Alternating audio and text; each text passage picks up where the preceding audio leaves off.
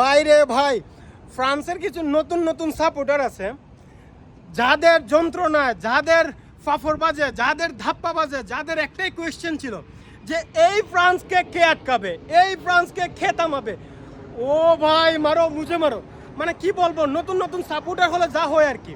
হ্যাঁ, নির্দ্বিধায় ফ্রান্স দুর্দান্ত ভালো খেলছে, কিন্তু একটা কথা আছে না যে বেশি লাফালাফি করাটা ভালো না। এই যে ব্যাঙের মতো আপনারা এইভাবে লাফাইছিলেন, এখন কি হয়েছে, এখন একদম হুগামারা সারা।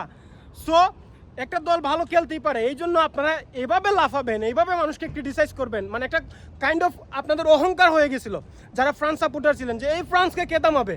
সো কি হইলো, এটা হচ্ছে ফুটবল। ফুটবল আসলে এটার কোনো মানে ব্যালেন্স নাই, কোনো স্টেশন নাই, কখন কি হয়ে যেতে পারে।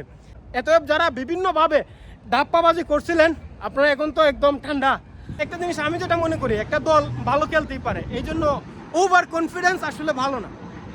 এখন আবার অনেকেই বলবেন যে যদি ফ্রান্সের খেলা আর্জেন্টিনার সাথে পড়তো তাহলে এবার একটা হিস্ট্রি হয়ে যেত।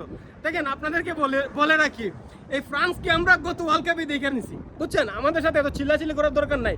আমাদের যা পাওয়ার দরকার ছিল আর্জেন্টিনার সাপোর্টার হিসেবে বা মেসি লাভার হিসেবে, আমাদের একটা আক্ষেপ ছিল যে মেসির হাতে অ্যাটলিস্ট একটা ওয়ার্ল্ড কাপ আমরা দেখবো, সেটা আমরা দেখে ফেলছি। এখন এই বছর যেহেতু সেমিফাইনাল খেলবে, সো যদি লাক ফেভার করে তাহলে আমরা ফাইনালও খেলতে পারি, ফাইনাল উইনও হইতে পারি। সো এটা হচ্ছে আমাদের এখন বোনাস পয়েন্ট, মানে এটা হচ্ছে অপশনাল। এটা যদি আমরা উইন করতে পারি সো এটা ভালো, এটা না করতে পারলে আমাদের এরকম আক্ষেপের কিছু নাই, কারণ আমরা যা পাওয়ার তা পেয়ে গেছি। আমরা এত ফ্রান্স সাপোর্টার বা যারা নতুন নতুন ছিল ওদের মতো এত অহংকারী বা এত ফাফরবাজি আমরা করি না।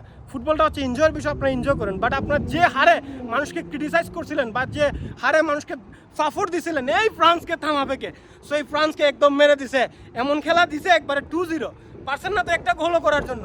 এই হেডামটা তো আপনাদের ছিল না, যা ছিল সব মুখের মধ্যে আর সব ছাপার মধ্যে। সো যাই হোক, যারা বেশি ফাফরবাজি করছিলেন আপনারা এখন কি করবেন, ব্রাজিলের মতো 7 আপ খান, খেয়ে রিল্যাক্স করেন।